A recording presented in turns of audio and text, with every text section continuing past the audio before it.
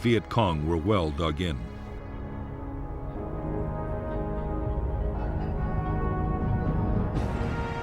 A reserve company of army troops was landed in transport helicopters to attack Ap Tan Toi. Fire from Ap Bak destroyed 5 aircraft. Next, a company of armored personnel carriers made a disorganized assault on Ap Bak, but was driven off with heavy losses.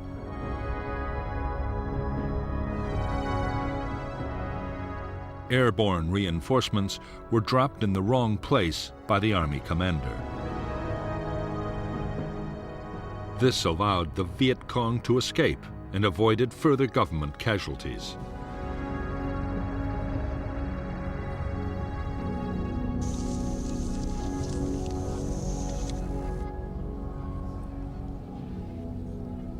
For the Viet Cong, the Battle of Ap Bak was a stunning victory. For the first time, they had stood their ground against helicopters and armored vehicles. Almost 400 South Vietnamese troops were killed or wounded. 3 American advisors were also killed, and they had lost only 9 men themselves. As the news swept through the hamlets and villages of Vietnam, Viet Cong morale and recruitment soared.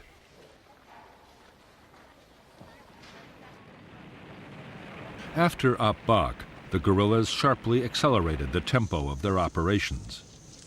Attacks on strategic hamlets were launched almost every day, and hundreds were overrun.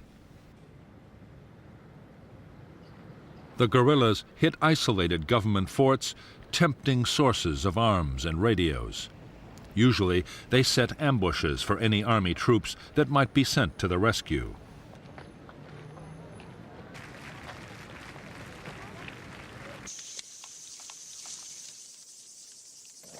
The South Vietnamese Army's attempts to find the Viet Cong's big units and make them fight seemed increasingly futile. One major sweep after another failed to find the guerrillas in any numbers.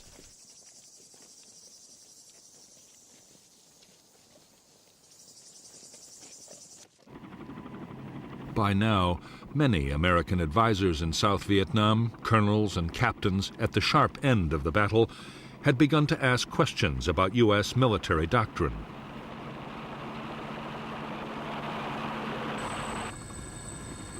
They were training the South Vietnamese to depend on big operations and very heavy firepower.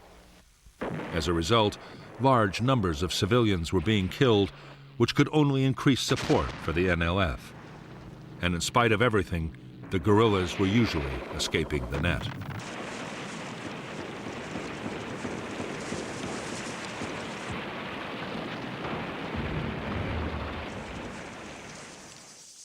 What the advisors wanted were tactics more like those the Special Forces had adopted in the Central Highlands: small unit patrolling, ambushes, and night operations, all the time working closely with local people.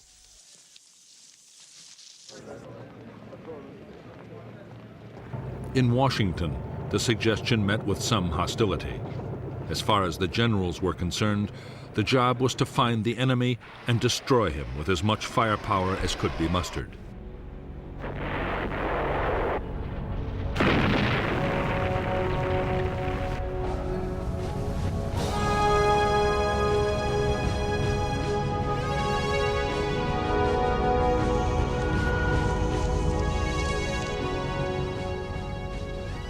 For years, President Diem had filled the ranks of South Vietnam's government officials with fellow Catholics, enraging the majority Buddhist population. From the beginning of May 1963, there were widespread protests. Diem reacted violently. The army raided temples. Monks, nuns, and priests were arrested, and demonstrators were shot in the streets by police.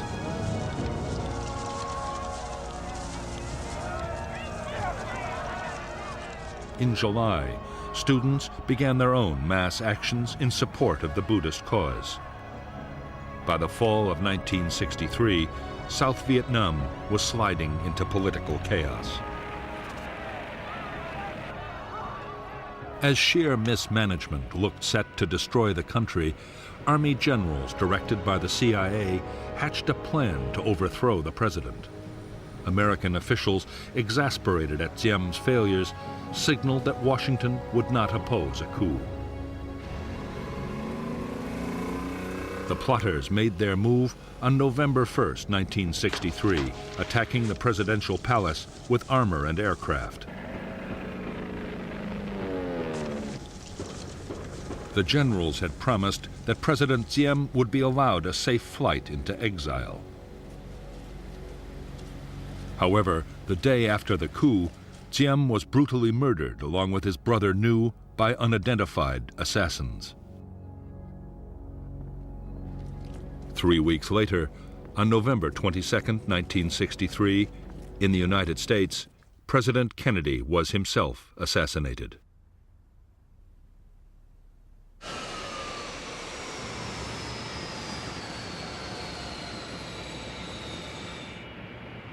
Kennedy's place was taken by his vice president, Lyndon Baines Johnson. Johnson had always been wary of America's involvement with Vietnam. Now he had inherited a strong U.S. commitment to the South. Whatever his private doubts, it was a commitment he was determined to honor.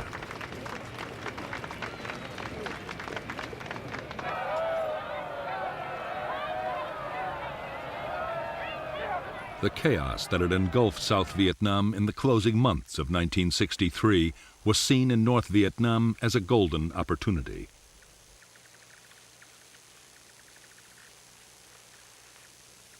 Ho Chi Minh and most of his fellow leaders saw the chance of a quick victory if the war was stepped up fast.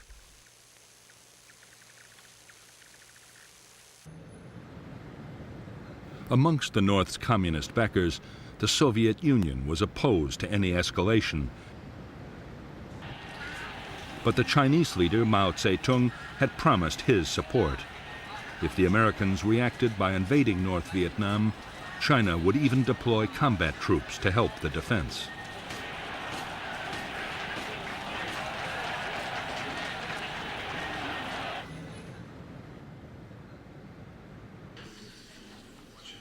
In December 1963 in Hanoi, the Central Committee of the Communist Party approved measures to intensify the war in South Vietnam.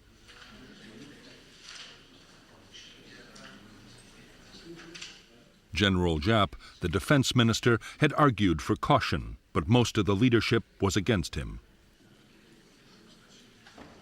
The order was given to speed up the flow of men and weapons to the NLF in the South.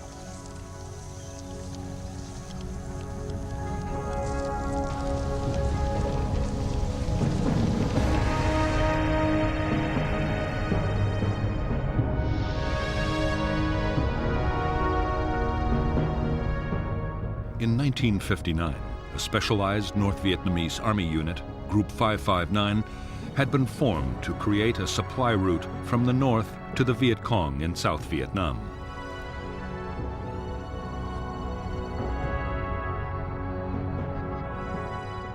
Jungle trails inside the South had proved too vulnerable to government army sweeps, and so, helped by their allies, the Pathet Lao guerrillas in Laos, and with the tacit approval of Prince Sihanouk of Cambodia, Group 559 had taken over the border areas just outside South Vietnam.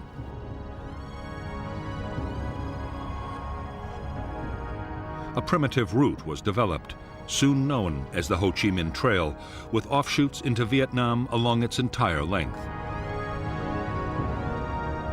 By early 1964, the trail was being transformed into a secret jungle highway with depots, air defense, and garrisons of permanent logistics troops.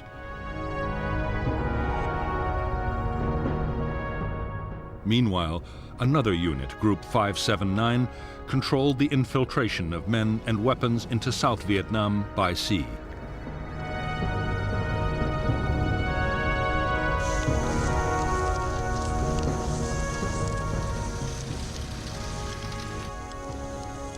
In the first months of 1964, the NLF stepped up their campaign in a concerted effort to push South Vietnam to the edge.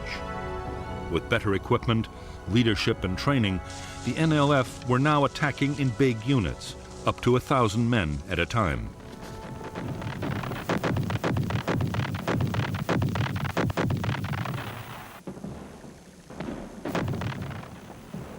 As the guerrillas sensed victory and piled on the pressure, on January 30th, there was yet another military coup in Saigon.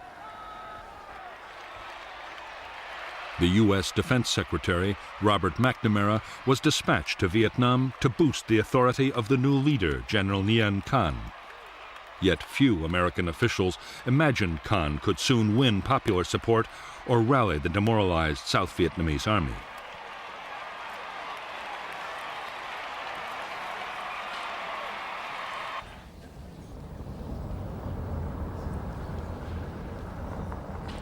As the crisis in Vietnam deepened, the pressure on President Johnson to take strong action grew almost intolerable. Many of Johnson's political opponents, including the Republican Senator Barry Goldwater, were calling for North Vietnam to be bombed and for U.S. troops to be sent to fight in the South.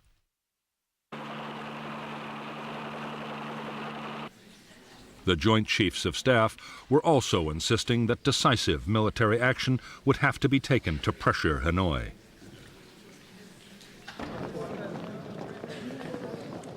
From the start, Johnson doubted that the United States could win a war in Southeast Asia. He also believed that neither Congress nor the American people would approve of open military intervention. However, he did agree to covert actions against North Vietnam, including secret bombing of economic targets and villages along the Laotian border.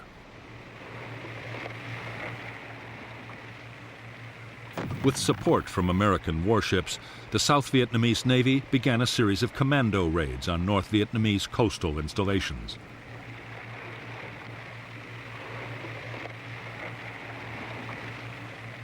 It was one such operation in August 1964 that would set the stage for a dramatic clash between U.S. and North Vietnamese naval forces. In the Gulf of Tonkin, the simmering conflict between the United States and Hanoi was sent spiraling towards outright war.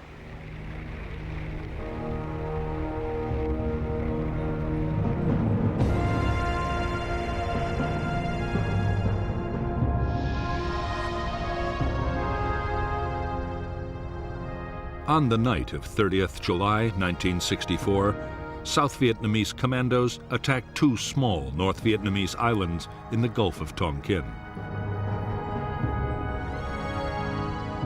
The U.S. destroyer Maddox, an electronic spy ship, was 123 miles south with orders to electronically simulate an air attack to draw North Vietnamese boats away from the commandos.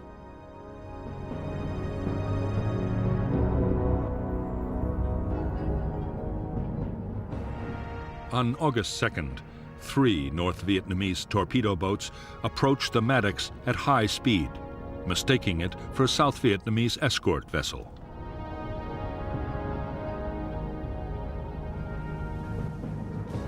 In the engagement that followed, the Maddox sank one of the craft and air support planes damaged the others.